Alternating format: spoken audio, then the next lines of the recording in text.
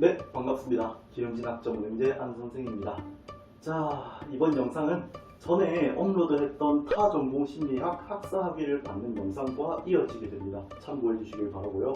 상담심리교육대학원 입학 조건을 학점은행제로 만드는 게 그렇게 복잡한 내용은 아닙니다. 입학 조건이 뭐냐? 관련 전공 학사학위 취득, 이걸 학점은행제로 한다 하면 학점은행제 심리학 학사학위 취득, 이게 끝인데 그걸 설계 만드는 영상이나 아니면 대학원 진학할 때 알아두면 좋은 내용들, 이런 것으로 포장한다 봐주시면 되는데요. 그렇기에 상담심리교육대학원 입학 조건, 이건 이전에 업로드한 심리학 학사학위 취득 영상으로 대체를 하겠습니다. 이번에 설명할 내용을 다른 영상으로 대체한다면 그럼 오늘은 뭘 이야기할 건가? 학점은행제 심리학 학사학위를 받는 것까지는 괜찮은데 이후에 대학원 진학 관련 정보는 그렇게 많지가 않을 겁니다. 그래서 오늘은 대학원 진학과 관련된 내용을 지금 영상을 보고 계시는 학습자분들과 이야기를 하는 게 목적이고요. 중간에 테이블 하나 두고 커피와 함께 한다면 더 좋기는 하겠지만 그 부분은 아쉽다 한마디로 넘겨주시고 저와 함께 대학원 진학 관련해서 좀 진지하게 이야기를 해보자고요. 먼저 이야기를 해볼게.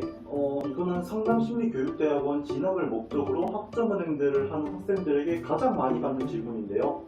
상담심리교육대학원에 입학을 하기 위해서는 선수 과목을 들어야 한다. 일단 이것부터 먼저 이야기를 해보자고요. 자, 일단 결론부터 말씀드리면 선수 과목은 신경 쓰지 않으셔도 됩니다. 심리 학사만 잘 받으시면 문제없이 원서 접수하실 수 있고요. 결론을 말씀드렸으니 이제 그 이유를 설명해드려야 하겠죠. 준비한 자료 같이 보겠습니다. 지금 보시는 이미지가 국민대학교 교육대학원의 입학 문의처에다가 질문한 내용인데 질문 내용 보시면 학습자분들의 상황과 크게 다르지는 않을 겁니다. 학점은행제로 학사학위 받고 상담심리교육대학원 진학을 하고 싶은데 학점을 얻을 때 필수로 이수해야 할 과목이 있을까요? 라고 물어봤죠. 자, 답변 보겠습니다. 안녕하세요. 본교 상담심리 전공에 관심을 가져주셔서 감사합니다. 이수 과목에 앞서서 전문 상담교사 2급은 교원 자격증 취득을 원하는 경우에는 반드시 학사 과정에서 상담 또는 심리 관련 분야를 졸업한 지원자만 해당 전공에 지원이 가능합니다. 라고 하죠.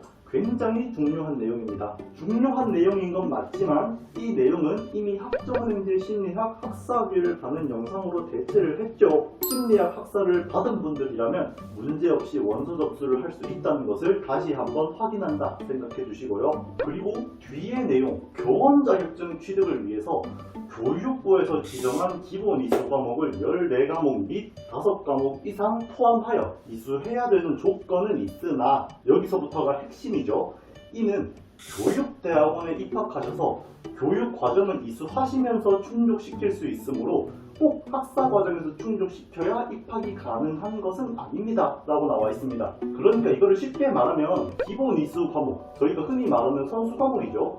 이걸 이수해야 되는 건 맞는데 이걸 굳이 학사 과정에서 다 들어서 원서 접수를 해야 할 필요도 없고 이걸 안 들었을 시 접수를 못한다는 내용도 없습니다. 학점은행제를 통해서 상담심리교육대학원 입학을 준비하시는 분들은 상담 또는 심리 관련 학사학위, 학점은행제 심리학을 말하는 거죠. 이걸 갖고 있느냐 없느냐, 이게 입학을 하는데 가장 중요한 요소가 되는 거지, 대학원 입학을 하기 위해서 선수 과목을 무조건 이수해야 한다는 것은 잘못된 정보입니다. 이건 꼭 알아두시고요. 선수 과목에 대해서는 걱정을 안 하셔도 되는데 학습자분들이 확인해 주셔야 할 중요한 내용을 지금 하나 말씀드리면, 각 교육대학원 모집 요강을 보시면 지원 전공과 동일한 전공 분야의 학사학위 및 관련 전공 학점을 몇 학점 이상 취득한 자라고 나와 있어요. 기준으로 적용되는 학점은 대학원마다 다르기 때문에 이건 모집 요강을 확인해서 체크해 주셔야 합니다. 더불어서 학점은행제를 하는 분들 중에서 자격증 및 독학사 시험을 합격하고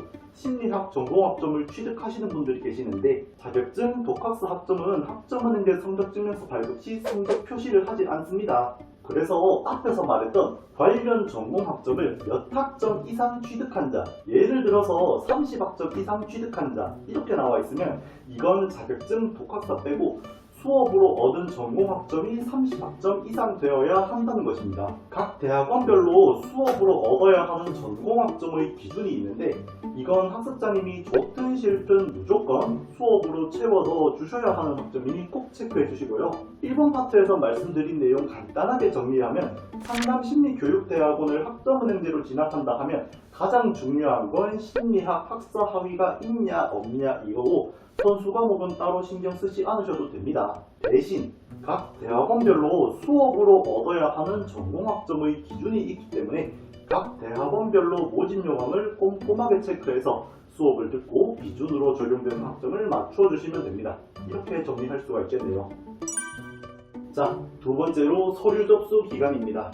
앞에서 말씀드렸던 것처럼 지원 자격을 만들 때 가장 중요한 건 학점은행제 심리학 학사 학위가 있느냐 없느냐 이겁니다. 그런데 학습자 여러분, 상담심리교육대학원의 모집 요강을 보시면 아시겠지만 원서 접수 시기가 굉장히 빠릅니다. 23년 상반기를 예로 들면 23년 상반기 입학을 하고자 할 때 원서 접수는 22년 9월 아니면 10월에 진행하게 됩니다. 그런데 학점은행제 학위는 2월과 8월 1년에 딱 두 번만 받을 수 있죠. 학위가 23년 2월에 나오는데 22년 9월이나 10월에 서류를 어떻게 제출하지? 라고 생각하는 학습자분들이 계실 겁니다. 대학교를 다니는 학생들이 지금과 같은 경우에 원서 접수를 해야 하면 대학 졸업 예정 증명서를 제출하게 되죠. 학점은행제도 똑같습니다. 학위 수여 예정 증명서라는 게 존재하고요. 그럼 이 학위 수여 예정 증명서는 어떻게 받을 수 있느냐? 두 가지 경우로 나뉩니다. 자, 첫 번째, 140학점을 취득해서 심리학 학사학위를 받는 분들. 이분들은 최소 100학점 이상 학점 인정 신청이 되어 있어야 서류 발급창 접속이 가능합니다. 서류 발급창 접속이 가능한 거지 여기서 서류를 바로 받으실 수 있는 건 아니고 일단 100학점 이상 등록되어 있을 때 접속할 수 있고 여기서 발급 조건은 이미 등록된 100학점 플러스 과정이 끝나고 처리가 완료되었지만 내가 신청하지 않은 미신청 학점 플러스 현재 수업 듣고 있는 학점까지 다 포함해서 학사 학위 취득 조건이 갖추어지면 발급받을 수 있습니다. 이 방법이 하나가 있고 두 번째, 타전공 학사 학위 4년제 졸업하고 심리학 전공만 48학점 받아서 원서 접수하시는 분들이죠. 이분들은 전공 48학점만 받으면 학위가 나오기 때문에 100학점 이상 되어야 접속이 된다거나 이런 조건은 따로 없고 지금 수업 듣고 있는 학점, 미신청 학점, 등록 완료된 학점 세 가지를 다 포함해서 전공 48학점 및 학위 취득 조건 두 가지를 만족하면 증명서를 받으실 수가 있습니다. 그렇다 보니까 타 전공 학습자분들이 140학점 학위과정 학습자분들보다는 학위 수여 예정 증명서를 좀 더 쉽게 받으실 수 있고요. 그리고 앞에 내용을 보시면 대학원 진학을 목적으로 학점은행제를 한다 하면 학위 수여 예정 증명서를 받는 게 사실상 필수잖아요. 그래서 학습자님이 수업이든 자격증이든 독학사든 그 외 행정 절차인 학습자 등록이나 학점 인정 신청, 대학원 진학을 목적으로 학점은행제를 했다 하면 학점 모으는 절차나 행정 절차는 최대한 빨리빨리 해주시는 게 학습자님 마음이 편할 겁니다. 이게 미루고 미루다 보면 나중에 정말 답이 없어지는 순간이 찾아오거든요. 그래서 대학원 진학을 목표로 시작했다면 학점은행제의 각종 절차들은 최대한 빨리빨리 끝내두는 게 좋다. 자, 마지막입니다. 학점은행제로 상담심리교육대학원 원서 접수를 하면 학점은행제라서 페널티를 받는다. 사실 이 부분은 학생들 사이에서 말이 좀 많이 오가는 편이죠. 누구는 학점은행제이기 때문에 불이익이 있다. 누구는 학점은행제로 잘만 붙었다. 이제 막 알아보고 계시는 분들 아니면 지금 학점은행제를 하고 계시는 분들은 학점은행제라서 불이익을 받는다라는 이야기가 오가는 것 자체만으로도 마음이 좀 안 좋아질 수 있을 겁니다. 이 부분 제가 소신 발언 조금만 하면 불이익은 없습니다. 여러분, 지금 학점은행제로 학위를 받는 학생들이 생각보다 많아요. 물론 이제 대학 졸업자에 비해서는 적겠지만 이게 무시할 만한 수준은 절대 아니란 말이죠. 그렇다 보니까 대학원 모집요강 보시면 평생교육법에 근거한 모집요강 내용이 따로 있습니다. 평생교육법에 의거한 학위 취득, 이게 사실상 학점은행제죠. 이 내용이 따로 기재가 되어 있고 아니면 아예 대학원 측에서 학점은행제 학사 학위 취득자라고 대놓고 기재를 합니다.